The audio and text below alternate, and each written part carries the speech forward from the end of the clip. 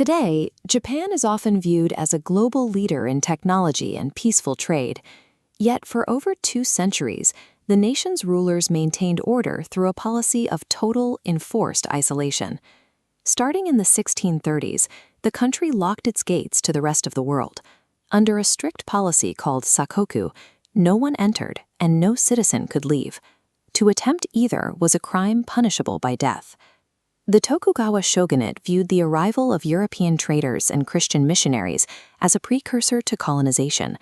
They believed the only way to protect their sovereignty was to eliminate all foreign influence. This wasn't a passive closing of the borders.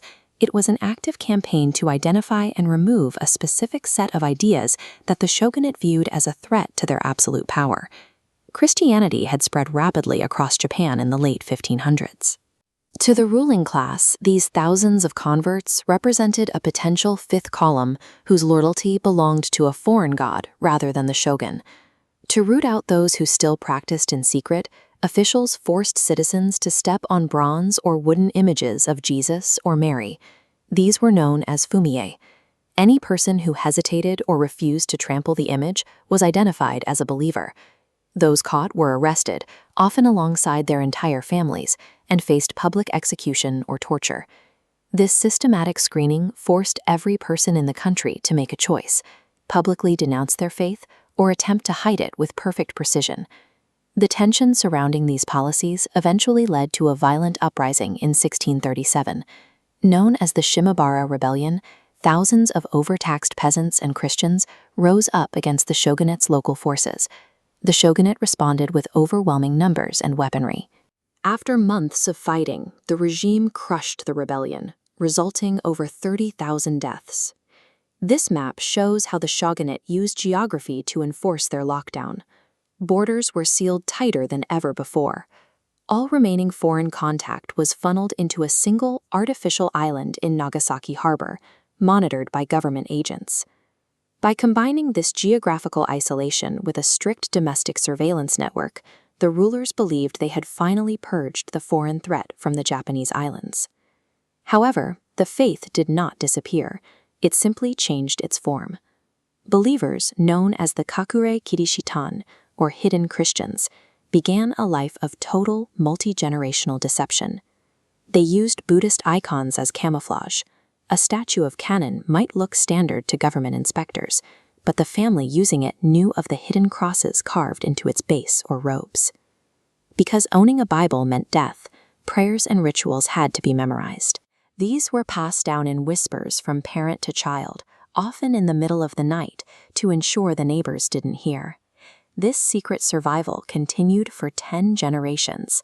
For over 250 years, these families maintained their rituals without any contact from the outside world. While the shogunate removed Christianity from public life, their pressure failed to break the chain of belief.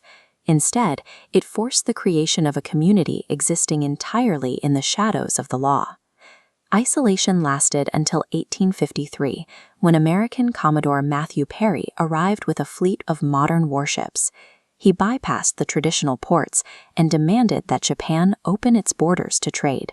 The government could not resist the superior naval technology. This historical photograph captures the sudden, massive surge of foreign vessels that followed, marking the formal end of the Sakoku policy. Along with trade came the return of foreign missionaries. They were permitted to build churches for the expatriate community, though they arrived under the assumption that the Japanese Christians had all been killed centuries prior.